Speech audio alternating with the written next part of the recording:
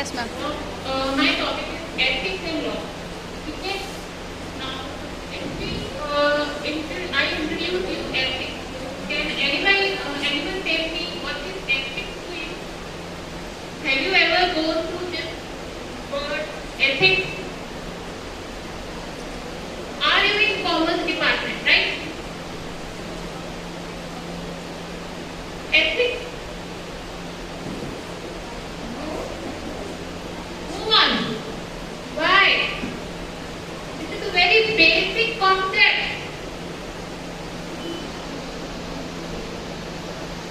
Okay, what is law? कानून क्या है? Okay, what is commerce? Anyone?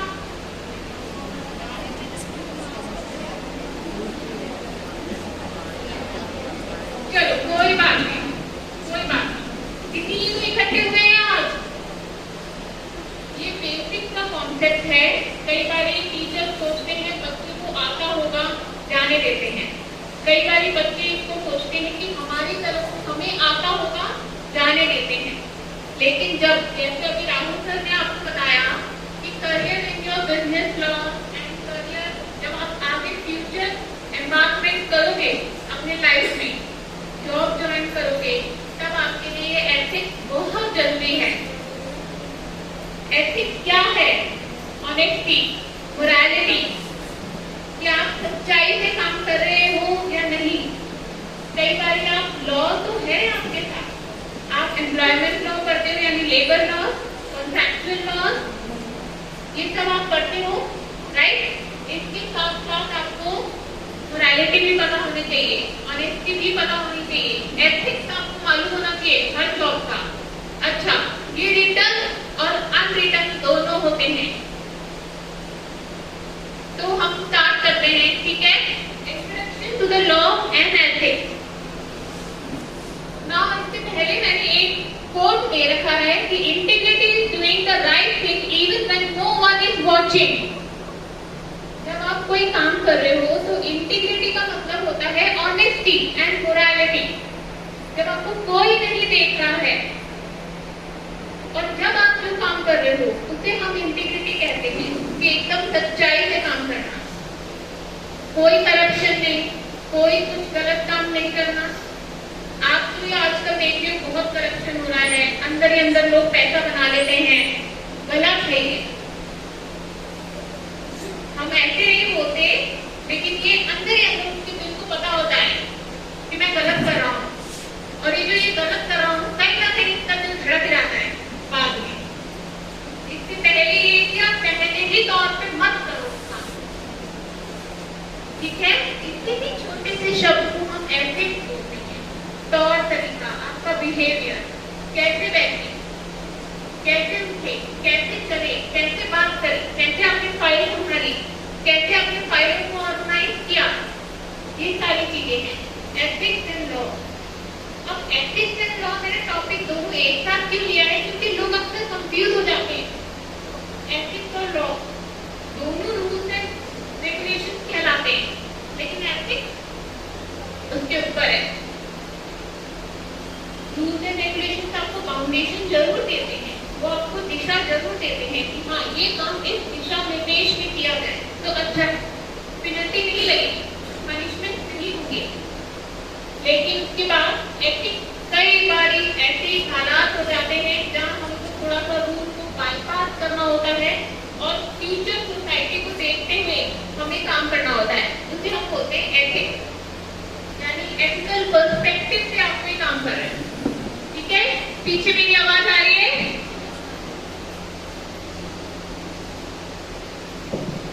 Now introduction to law and ethics, दोनों के बीच में मैंने छोटा सा डिफरेंस बता दिया आपको, ठीक है। लॉ क्या है? रूल्स एंड रेगुलेशन, जो कि मैं ऑलरेडी बात कर चुकी हूँ, ठीक है। बाय गवर्निंग बॉडी, यानी जैसे हमारे इंडिया में भी आईपीसी या आईपीसी, ये सारे मेजर लॉज हैं, प्लस हर एक डिपार्टमेंट के रिलेटेड अलग अलग हैं। आपके बिजनेस लॉज हो गए, कमर्शियल लॉज हो गए,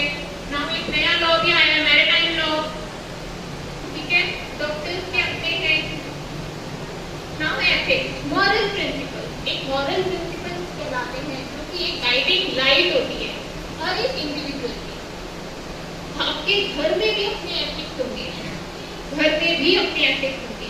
आप दादाजी के किसी के होंगे, सुबह उठते हैं तो हम अपने दादाजी दादी जी के पैर छूते हैं, हमें अच्छा लगता है। कई घरों में ये नहीं होता, इसका मतलब ये नहीं कि वो उनका एथिक्स गलत है और आपका एथिक्स सही है।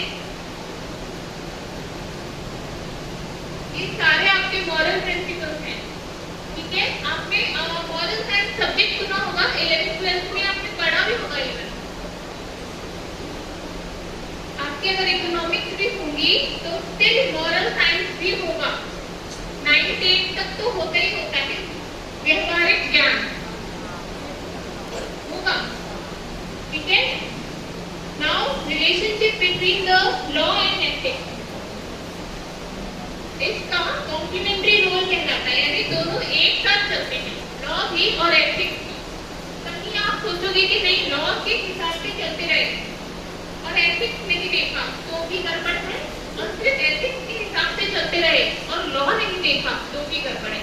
कॉम्प्लीमेंट यानी एक दूसरे के साथ चलने वाले, साइमल्टेनियसली साथ में चलने वाले, ठीक है। यानी लॉ एंड एथिक्स साथ में चलता है, कॉम्प्लीमेंट्री जिसे कहते हैं।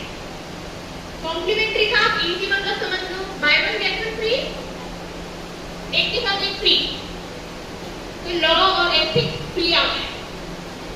ऐसे ही हर जगह हर प्रोफेशन में, सर ने करियर के बारे में आपको बताया, आप करियर में चले तो जाओगे, विदाउट एथिकल पर्सपेक्टिव आपका ह्यूमन बिहेवियर ठीक नहीं होगा तो कहीं ना कहीं आप मार खाओगे। तो एथिकल पर्सपेक्टिव भी अपने अंदर डालना जरूरी है।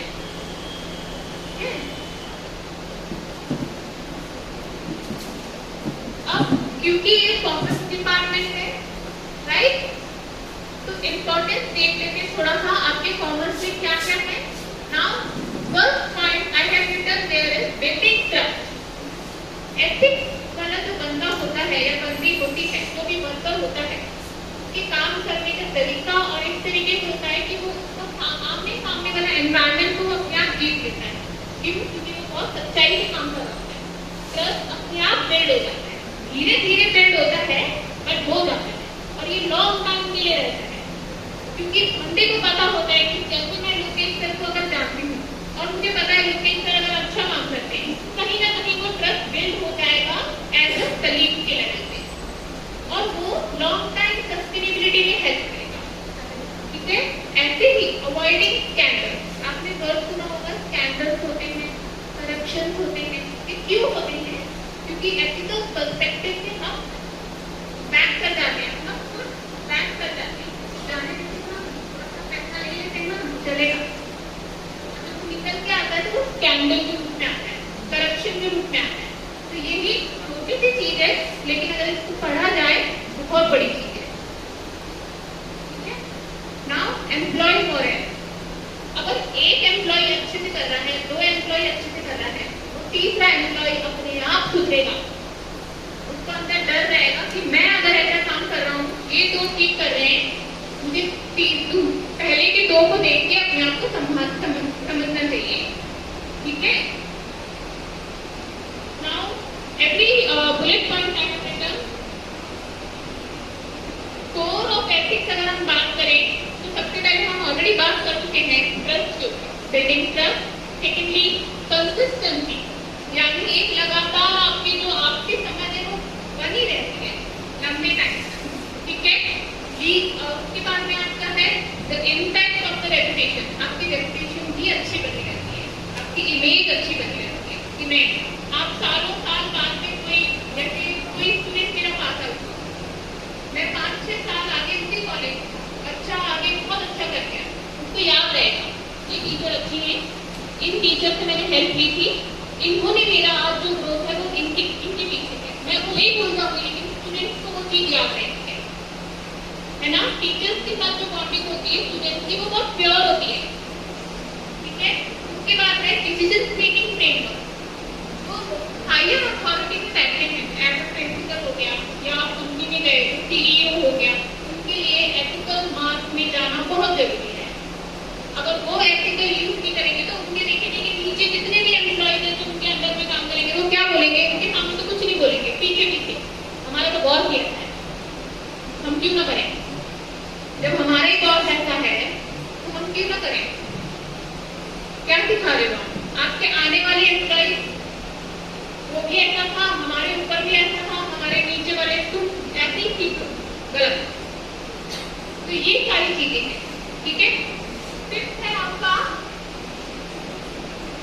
Legal and professional standard. Legal और प्रोफेशनल स्टैंडर्ड एक प्रोफेशनलिज्म होता है। हर जगह आप जाते हो, करियर में आप जब एकदम पाँव रखोगे ना, स्टार्टिंग में बहुत जोर से हवा का झोंका आएगा आपको कई चीजों, और वो कई चीजें मैं नहीं डिफाइन कर सकती क्या क्या है, क्योंकि कई चीजें होती हैं। प्रोफेशनलिज्म भी होती है, एथिक्स भी होती है, ठीक है। मैं बहुत मोटा मोटा बता रही हूँ, लेकिन ये बहुत जोर से लगता है, बोलते हैं ना बहुत, क्या बोलते हैं, धीमे से आया जोर से लगा, जो भी डायलॉग, ठीक है, वो इस तरीके से लगता है, ठीक है। The role of leadership, leadership के बारे में हम ऑलरेडी बात कर चुके हैं। लीडरशिप, जो भी आपका लीडर होता है उसको एथिकल नॉर्म्स को फॉलो करना बहुत जरूरी होता है, तभी जब वो एथिकल नॉर्म्स को फॉलो करेगा तभी उसके अंदर जो काम कर रहे हैं वो लोग भी ढंग से फॉलो कर पाएंगे और एक सही पाथ ले पाएंगे, यानी सही रास्ता चुन पाएंगे, ठीक है।